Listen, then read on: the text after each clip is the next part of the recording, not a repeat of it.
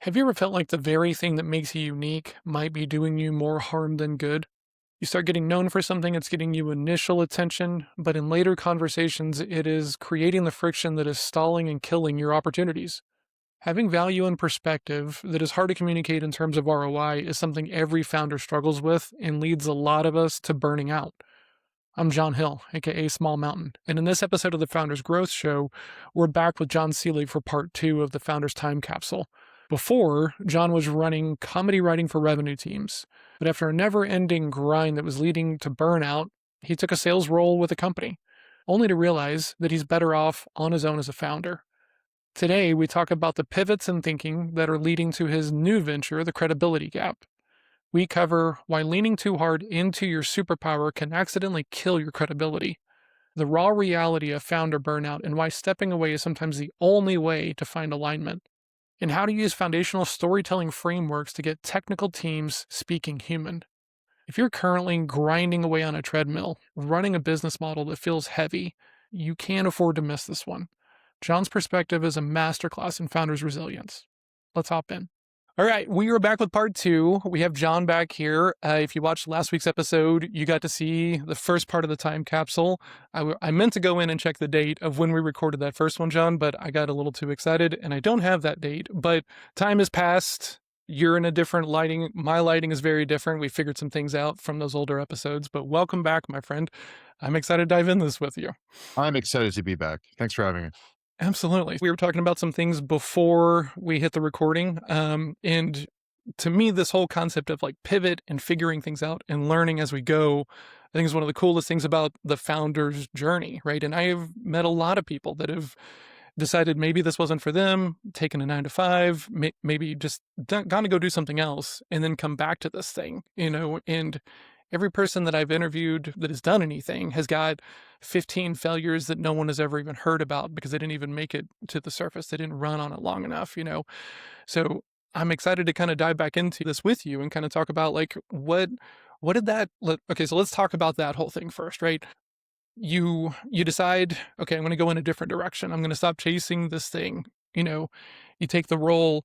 How long were you in that role before it started to kind of maybe feel like this wasn't the right thing for it? I talk about Sure. wearing that t-shirt that kind of just doesn't fit, right? No one can tell that it looks bad, but it just doesn't fit exactly right. Like the tag is itchy or just wears a little bit wrong. How long until that started to show up for you, if at all?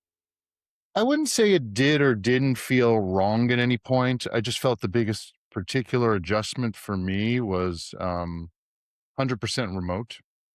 Mm, Uh, you know, that for me was the hardest thing to adapt to. Um, but interesting. Okay. but it's a sales role. Like your job is to build pipeline, to work on opportunities.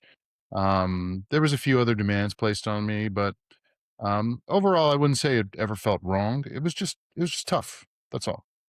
Heard. Yeah. Um, Okay, so I have a question though, right?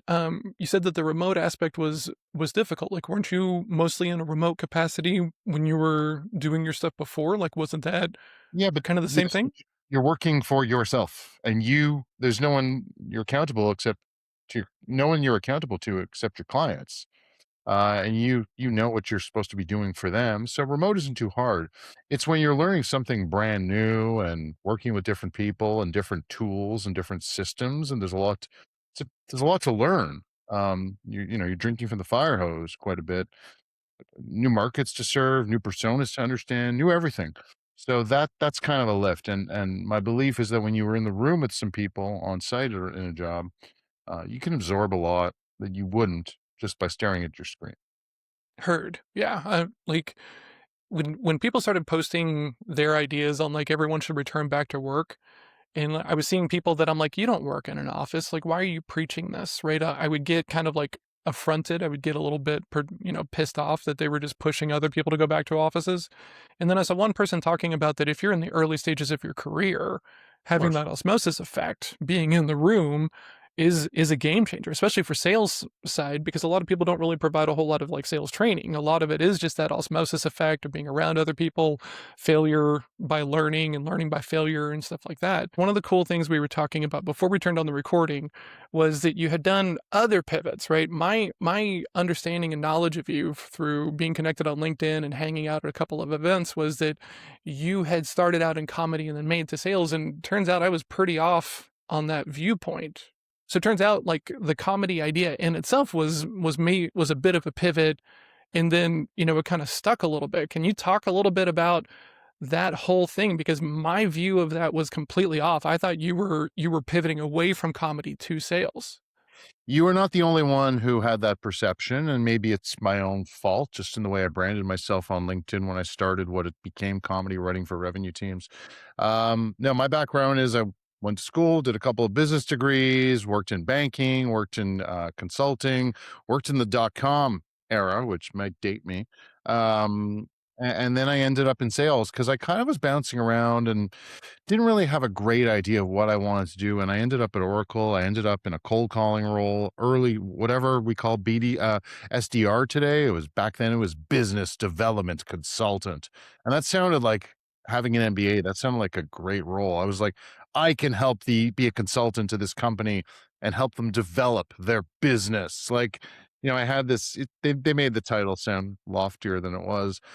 And when I found out really what it was, because they didn't do a great job in the job description of saying, hey, you got to make 40 cold calls a day for enterprise resource planning opportunities. I was sort of like I felt a little bit misled when I came to the interview, but at the same time, I liked that, that there's some you have to drive concrete results or else, you're gone. Whereas I'd been in other roles where I didn't really know what my success, like what constituted success. Mhm. So that's how I got into sales, ended up moving into an inside sales role, getting promoted, selling to existing clients, upselling them on new modules. And again, I was learning about sales, moved over to an Oracle consulting partner for 6.5 years to help build that practice from the ground up, and loved doing that for 6.5 years. But then I hit this really early on in my sales career. I thought to myself, I'm talking to CIOs about which ETL tool they need to use to build reporting and dashboards and drive robust reporting and analytics. And I'm like, ETL, I don't really know what that is or even how to spell it, despite it being called ETL. And I was just like, I felt like I guess now we call this imposter syndrome. I felt like a bit of a fraud because I'm calling up CIOs and asking them these questions. I'm documenting their answers in an era before call recording. And I'm trying to like navigate through like my sales process, just to get them on a call with an expert, with someone who Mhm. really knows what they're talking about. So you're sort of faking it until you hear the right signals and you get the right person on the call. But I knew that I didn't really wanna be doing that the rest of my life, where, like, I'm just floating around, sort of, like, fumbling around in the dark, trying to, like, "Oh, we got something here, and let's bring it over here now," to get someone else who really knows what they're talking about, talking to the buyer. And sitting through a lot of discussions like that, where you're sort of not really understanding the subject matter because I was selling technical stuff, Mhm. and then just kinda, like, listening for signals, like for Yeah. excitement, enthusiasm, or them proposing, I'm going to bring in my director of architecture into this call. So you're sort of, I just sort of felt like, I don't know if this is what I want to do the rest of my life. And I was just, quite frankly, there were also some comp issues going on or some things I wasn't comfortable with.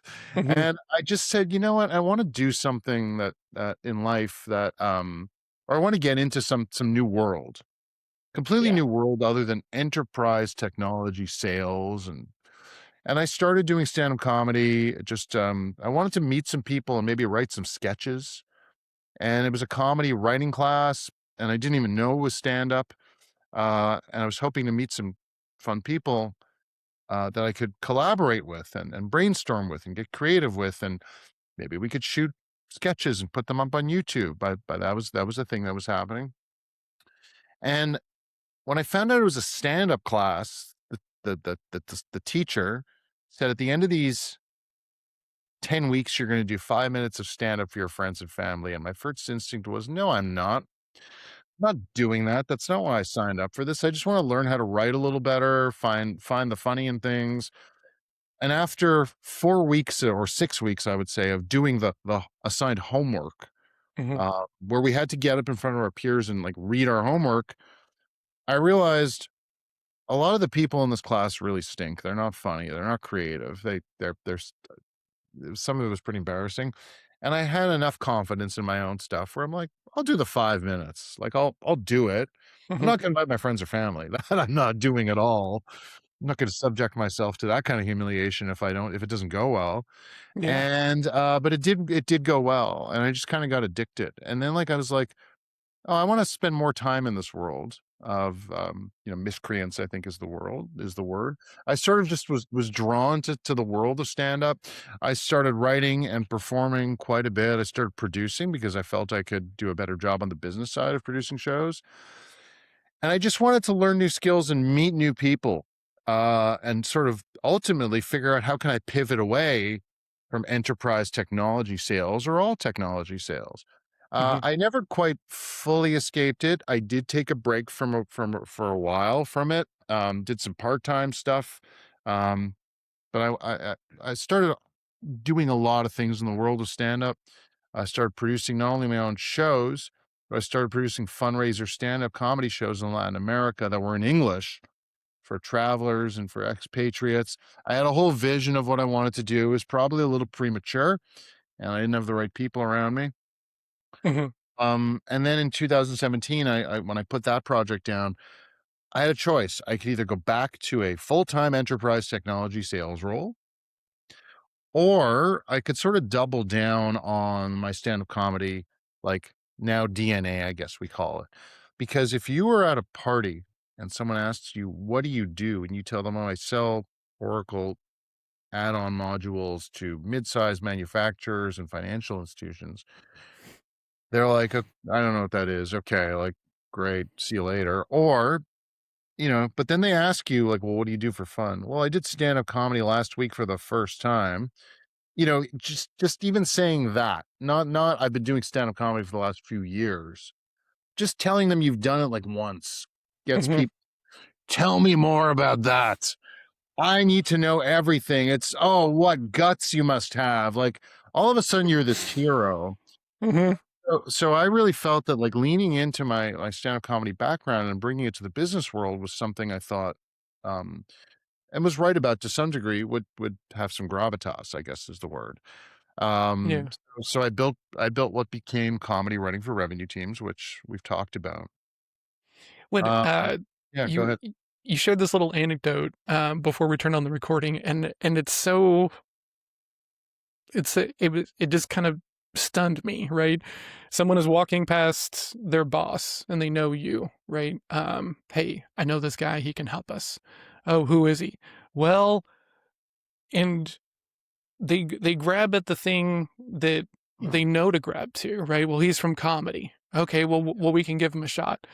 And it's fascinating to me because every person that I talk about marketing and building something, they talk about go spend time with clients and customers. I'm a big fan of this. Use their words, use their language, use their things, right? So like that idea, like you're doing it the right way, right? You're going and taking, in my opinion, what is like sticking for other people and then using it.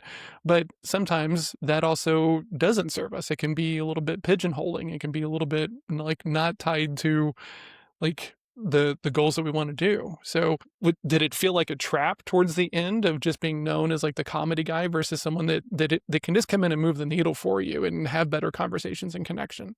Yeah. So look, part of the reason why I put things down for a little bit and pivoted, was because I was burnt out. And why was I burnt out? It was because COVID, remember that whole Hmm. fun Oh period yeah.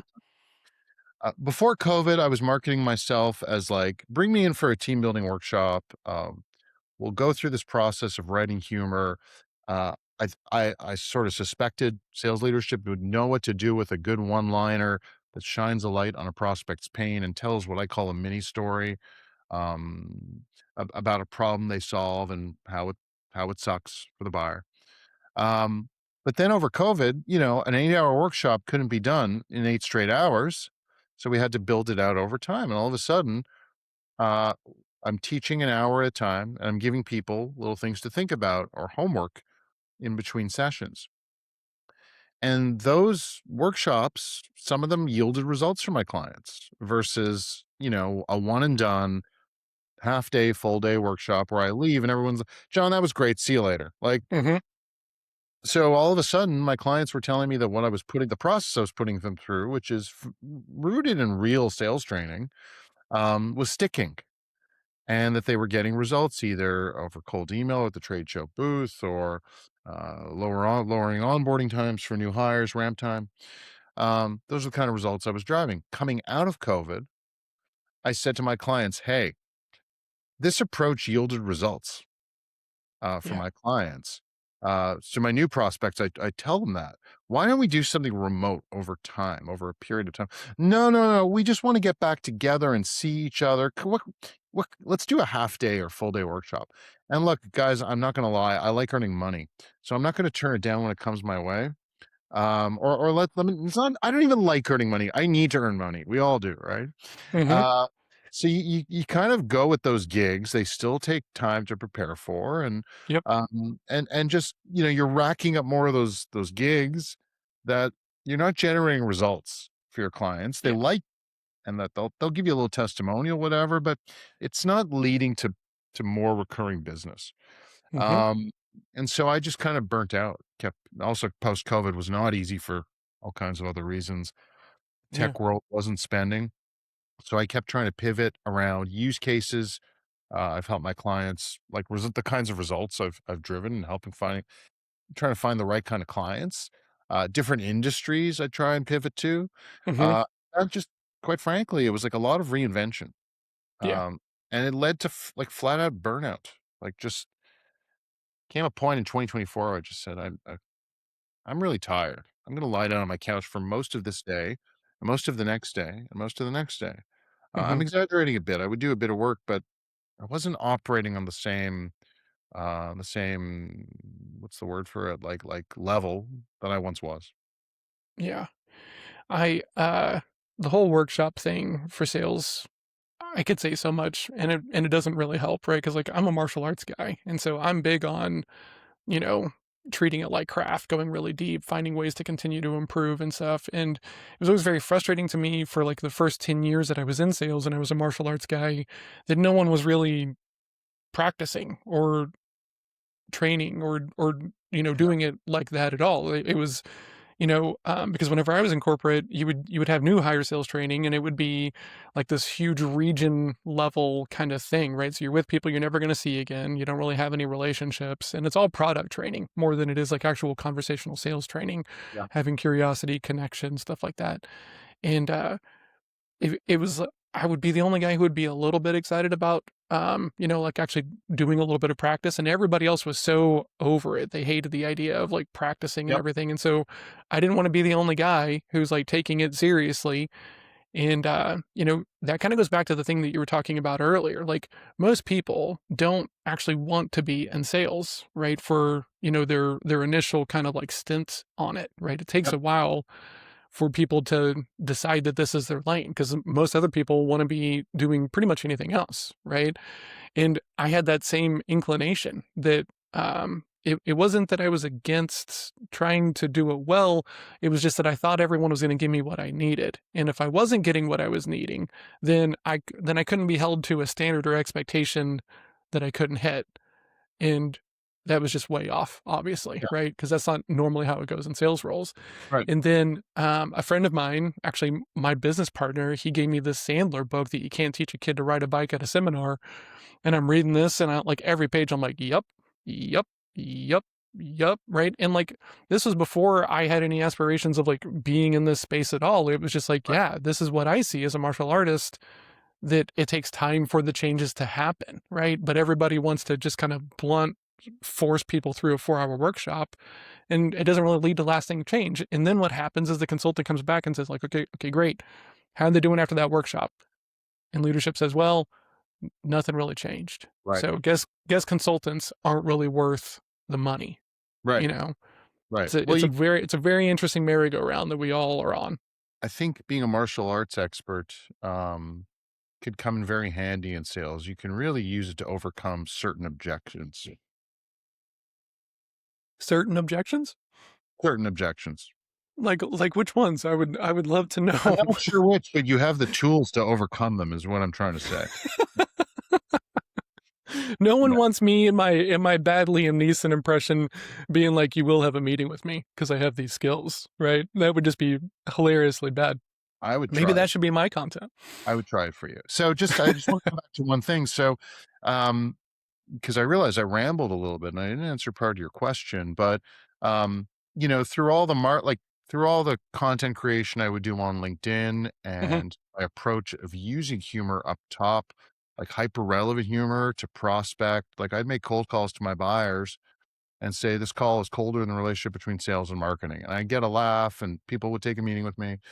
They would even take the time to understand what I do.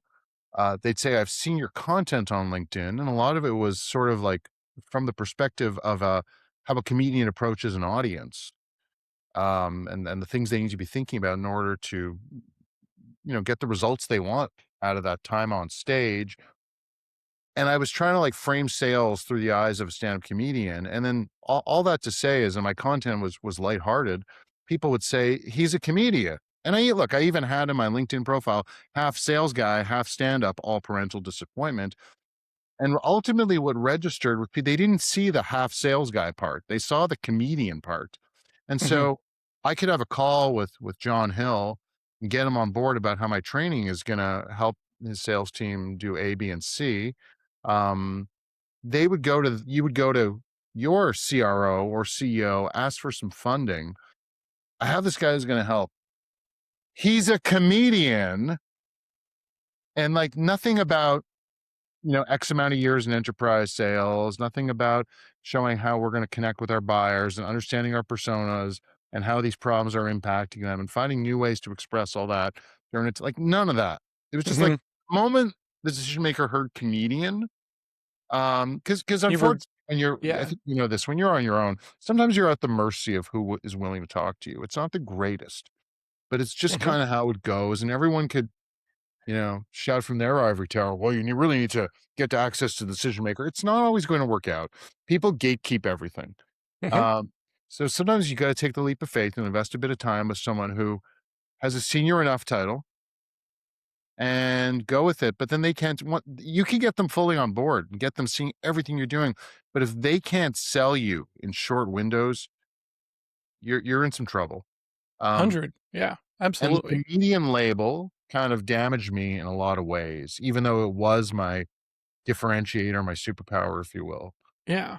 Just the Well, I'm a big fan around labels and language and why it matters, and, like, I spent my first 2 years running around saying, like, "Hey, you guys need a process, you guys need a process," and people are thinking these massive flowcharts, and I'm like, "Okay, like, it doesn't have to be that big, but what if you just had, like a map for your conversations," right? And then I heard someone say playbook, and I was like, "Oh, playbook? Okay." Like, I'm a nerd, I'm not a sports guy, right? Well, right. I'm a martial arts guy, I'm not a sports guy, and so the concept of a playbook was, like, new to me, and so then I started to use it in a oh, so then I just know what to do? Yeah, would that be helpful? Oh my god, that would be so amazing, right? So, like, labels and language, I think are fascinating things, and, like, you take a label like comedian, it's as polarizing as salesperson is, right? Like, you hear it, it kinda sets the stage. Yeah, and look, I made errors along the way with my own branding, I also don't regret it. You don't know what you don't know, right? And 100%, yeah. look, you see all those badges back there. They all say John Seelig, Chief of Stuff at Comedy Writing for Revenue Teams. So I would be at a like a technology, like a revenue conference, let's call it, or technology. It's all populated by tech company people Mhm, yep, in go-to-market functions. And so I would be at a networking portion of the day, and we're all looking at each other's badges, right? I mean, that's how we operate. So someone would look at my badge and they pick it up and they go, "John Seal, Chief of Stuff. Oh, that's funny. Wait, what do you do? Who are you with?" comedy writing for revenue teams, and then it would get one of 2 reactions. They would either grab me by the lapels and say, like, "Tell me everything. I need to know what this is," or I get this, like, someone would pick up the badge and they go they'd walk away, and I liked that because it told me, Yeah. who's gonna be apt to wanna bring me in, and Mhm. I'm not selling cookies. I don't need a million of them, right? I just need Yeah. a few. But and so I would see that the comedy writing for revenue teams had, like, this visceral kind of impact on buyers, and I would double down on it, but then again, behind the scenes, when someone wasn't in the room with me, they weren't that impressed. So, Yeah. all of these kind of factors and the confusion around comedy and comedy writing and all that stuff, you're right, it's polarizing, and that's part of what led me to kind of put that side of the business down, and pivot. 'Cause, the thing that I really appreciate and, as a guy who's used humor in various places on my path, sometimes more beneficially than others, you can only make a good joke if you really know who you're talking to, Correct. right? Like, you really gotta know the audience and the avatar and how they're thinking about it, how they're avoiding it, how they're couching it, and everything else like that, because otherwise that joke wouldn't land, right? The reason why it lands is that depth of knowledge and everything, and so like people who I think don't really understand like the craft of comedy, the art of comedy, the failure and then reiterate and choose to come back and suck again and hopefully be a little bit better. Yep. Like to me it's the same path as sales just in different context, right? You have to choose to suck for a very long time and then all of a sudden you can just show up and it's just easier to be funny. It's easier to connect with people, but they don't see like the background of that whole thing, so we were talking about you being back out in the space now and kind of working with clients differently. How are you envisioning the pivot? How are you approaching it now? Well, so the joke writing stuff was always, again, it's sort of like to your point. We have to understand our audience. We have to understand why they care about us. And I was always using some very basic questions from before and after storytelling frameworks that I would, quite frankly, get sellers to map out, share their knowledge, and get aligned on before we start to do the joke writing thing. Mhm, In 2023, I believe it was, one of my old clients came to me and they said, "Look, I have this problem. We have some more technical folks who aren't quite salespeople, but they are customer facing at times. They do some pre-sales work, and they just pitch product. They just talk to features, functions. They were all kind of engineers, and they were speaking in the engineering. And he's like, I need them to talk a little more human and about business outcomes." I said, "Well, what if I gave them a storytelling workshop?" And, again, it's like, it's not anything new that I was doing, but it for him, it was. yeah, Um, and so I did a few more storytelling workshops over 2023, 24, 25, and I realized that, people relate to this a little bit more, especially in sales. And using story and but at the same time, I'm not just teaching storytelling, I'm using storytelling frameworks to help facilitate a knowledge transfer between the people who really know a certain subject and some, people who need to brush up on that kind of stuff. mhm, And, leveling up using storytelling frameworks to not only level up knowledge, but of course communication skills. So it's a process of like how can we master the right story, the right subject matter, help people express it in terms of simple English, help them kind of realize, well, storytelling frameworks are all about taking a buyer, showing them how a similar buyer has gone from what I call state of distress to a state of success, how they got there, what they were experiencing along the way, and how you as a vendor help them overcome that.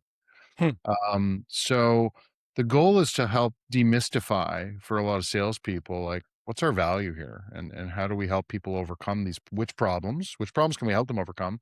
How do we do yeah, it? How much are those problems impacting them? And helping them also kind of cut through some of the other BS that's thrown at them by their sales org. So helping them become not only like tell the story, but learn to listen to other people's stories and then listen for, well, what is my peer missing in their story? And then saying, hey, maybe putting on the role of client and asking a question. So help training them to also like figure out, well, what questions do we need to ask if someone left something out in the story Epic. or the Man. discovery. Or the discovery, yeah, for Yeah. sure. Yeah.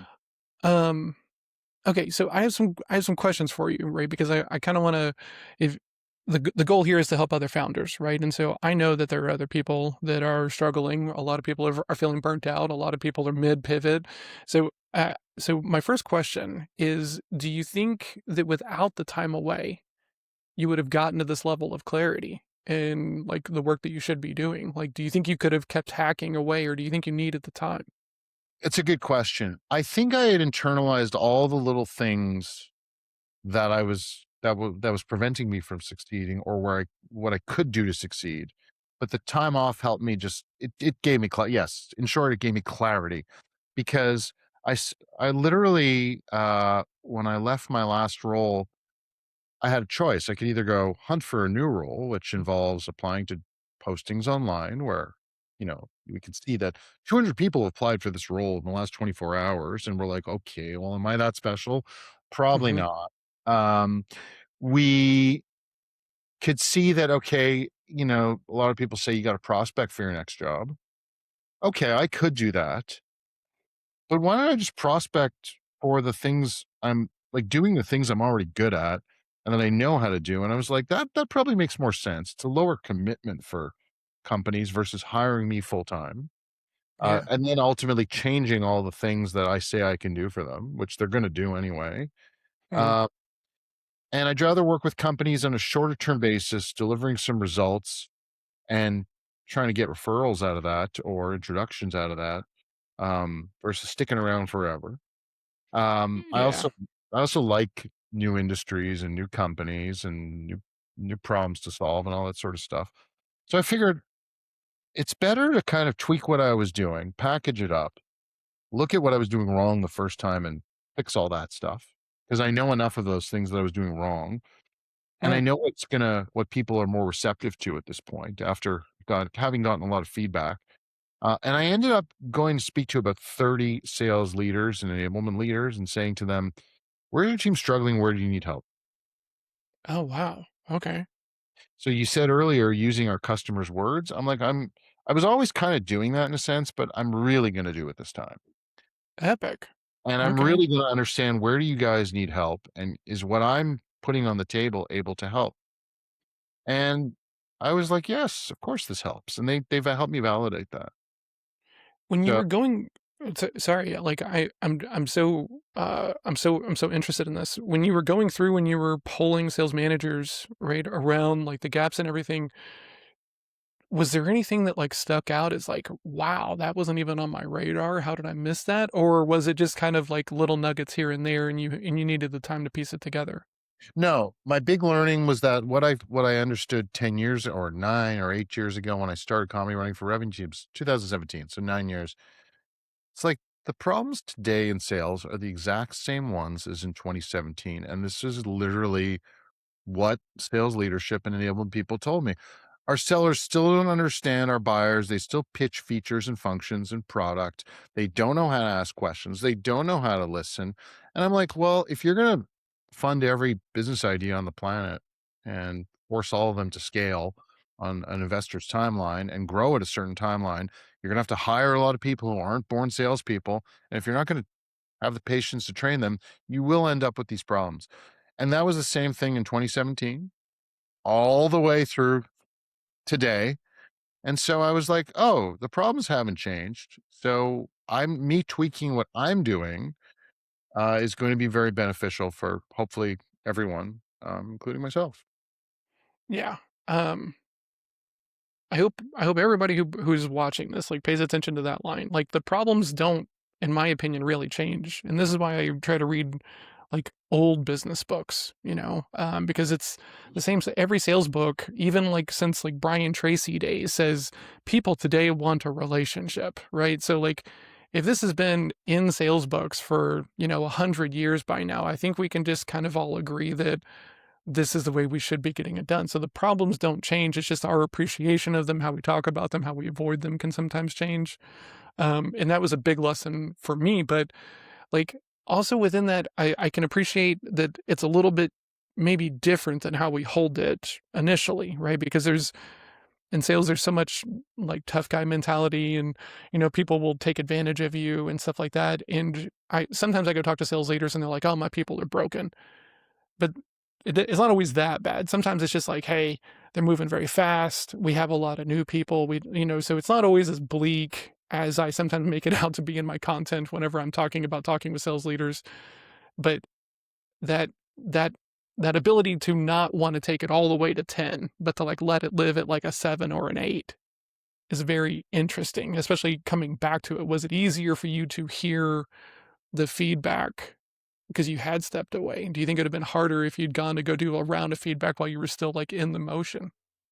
Look, I was always getting feedback as it was happening, and I was always absorbing it and listening and even agreeing with it. The problem was you know what it's like. You always have this list of to-dos. It never ends, and you're trying to bake some of that advice in as you go along, and but it never really gets all fully implemented because you're on a treadmill. You're Yeah, running, you're and moving. it's hard to slow Absolutely. down. So when you take that break, you like we discussed, you come back and you look at things with clarity and you're like, "Well, I'm gonna reboot this, but I'm not doing that. I'm not doing that anymore. I'm no longer gonna do that. I'm no longer gonna do this. I will do this. This I for sure will do because this was lacking the first time around, and I heard that they really wanted it." And you just that inventory of things you knew you weren't doing correctly just sort of writes itself in your brain. You Mhm. go put it on paper and you build the new offer to mitigate all those errors. Zooming in here, I'm curious, do you think there's a distinction between someone who is just like a little bit burnt out and needs to go do a round of feedback, maybe like a clarity weekend or, getting really deep versus that plane of like, you need actual time away. You need to go do something else for a little bit to give time for this stuff to like seep in. Do you think there's a difference in how someone would feel to determine which path to go down? Everyone's different.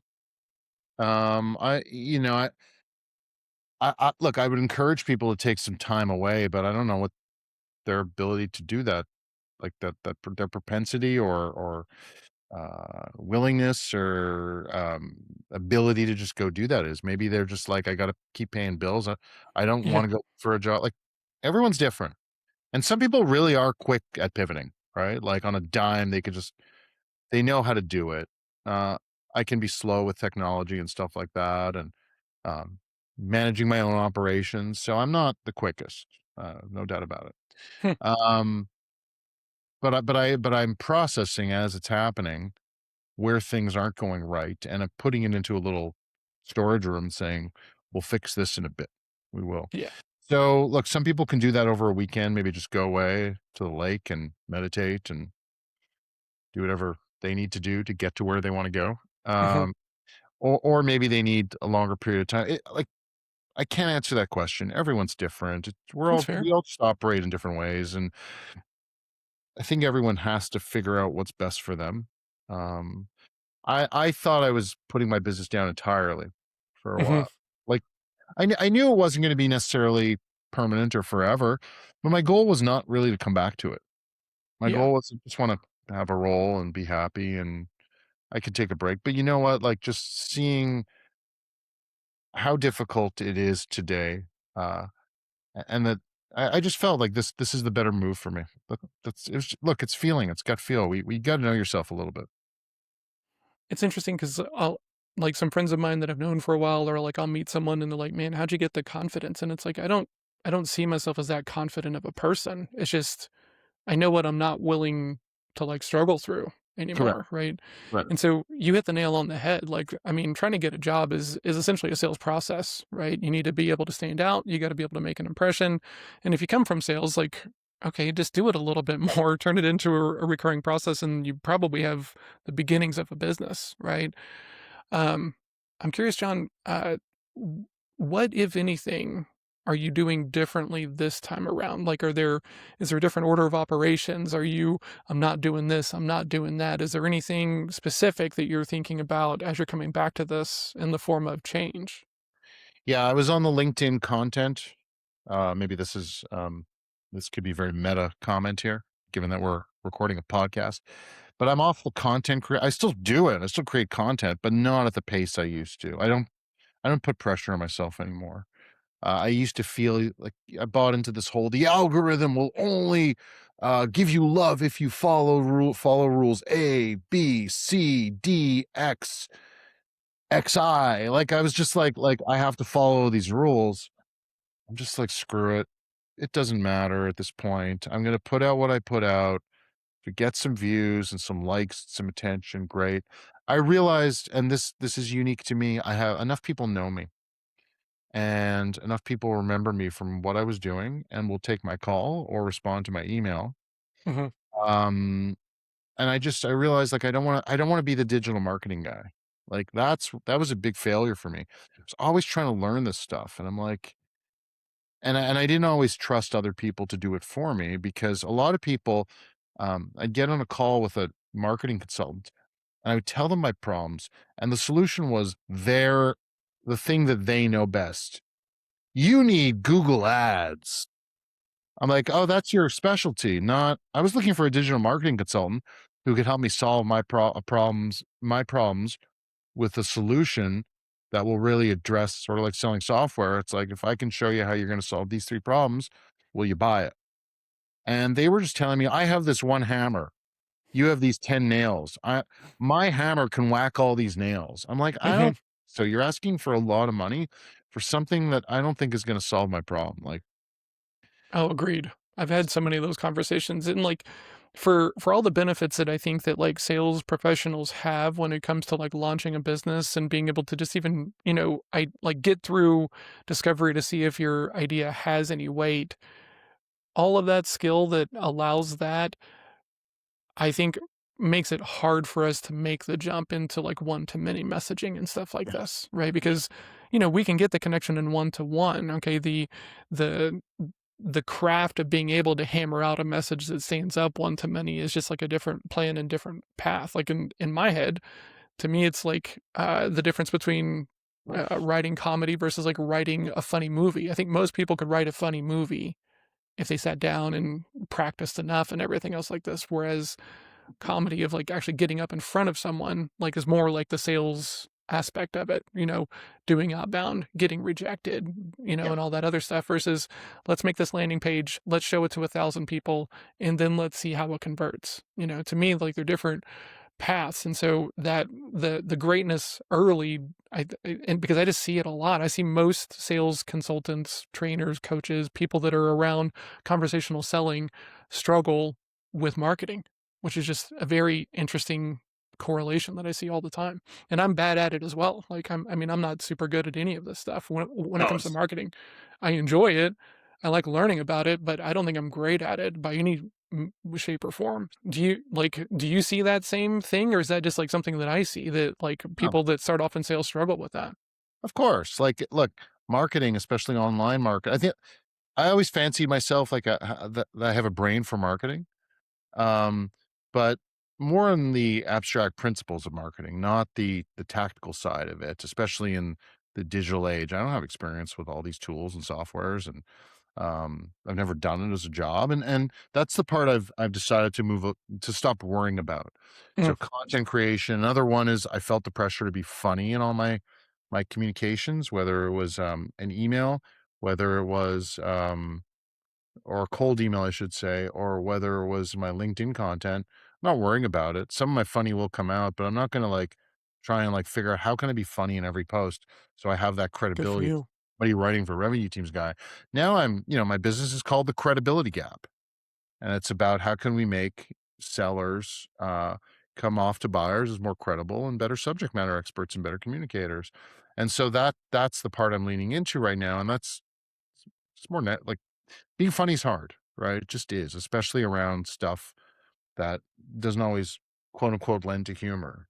Even Mhm, though it can, it's just being funny is a full-time job. And that's part of what burnt me out. So I'm moving away from trying to do all kinds of crazy marketing stuff. I'm moving away from uh, definitely in branding, comedy, and in tone, comedy. I'm trying to scrub that. It's still there in what I do. I still deliver the maybe the joke writing piece, but it's very dialed down in the mix, both from a delivery perspective, a priority perspective, and a branding perspective. So those are some Epic. big changes. Um, because a lot of people said to me, "But John, the joke writing thing was so great." I'm like, "It's there if you want it, but it's not what I'm going to market with at all." Yeah. We can work, if you need it, great. I'm happy to deliver it. And then the last bit is I'm just trying to lean into my warm contact network. A lot of people know me. A lot of people have gone through an old workshop. I'm doing the DM thing, the cold call. Not it's not a cold call, it's a warm call. Yep. Uh, just hey, listen, this is what's up. I've changed, solving for these problems, I'm trying to drive these kind of outcomes. Is this something that, in the next 3 to 6 months you think could make sense for your team? And I'm getting yeses. I'm getting yes, I'd like to talk. Um, another thing I'd like to fix, it's not always easy, is trying to sort of narrow who I want to focus in on Mm. Yeah, and that's hard. and try and get to know more people within those companies. This classic multi-threading thing. It's not Mhm. always perfect. It's not always going to work out because someone might love what you do and deliver, and then, like, you might try and, like, send a connection request or a cold email to their boss, and or their colleague, their peer, and say, "Hey, I'm speaking to someone." They might never see the email. They might like that again becomes cold Yep. stuff. It really should be done through introductions but Agreed. we all gotta make more of an effort to do that because, putting all your eggs in one basket within someone in a company, is not always the most effective. So these are some of the changes I'm working on and my pivots as far as my day-to-day and my go-to-market efforts. Epic. Well, I wanna be super respectful of your time. If people wanna come learn more about what you're working on now, how you're working with people, where's the best place for them to come check you out, spend time with you? My website, JONSELIG.com, johnselig.com. There is no H in John. I mean, there could be, but if it's there, it's pretty invisible and it's definitely silent. Epic. Man, thank you so much for coming back in and doing this, dude. It was such a cool opportunity because we only ever hear about these things miles, years after if we hear about them at all, right? So this opportunity that we got to kind of do a before and after was really cool. Appreciate you being the kind of person that can come in and kind of talk about it because we all are pivoting. We're all figuring it out as we're going. Like no one has the route to the top of the mountain on their first pass. So, man, thank you so much for doing this. I think it's going to help a lot of people. I hope so. And listen, I think this idea of having a podcast where you focus on people's pivots is extremely valuable because I know, and a lot of people feel alone in things, especially when they're a founder or an entrepreneur. And we feel this pride about what we're doing and the need to stick to our guns and make it work. And the definition of insanity is doing the same thing over and over and expecting making no changes and expecting different results. So we all need to pivot, we all need to change, and we need to be receptive to that possibility. Epic. Man, well said. Thank you so much for the time, John. We'll talk to you soon. Well, thanks so much. Cheers. Thanks.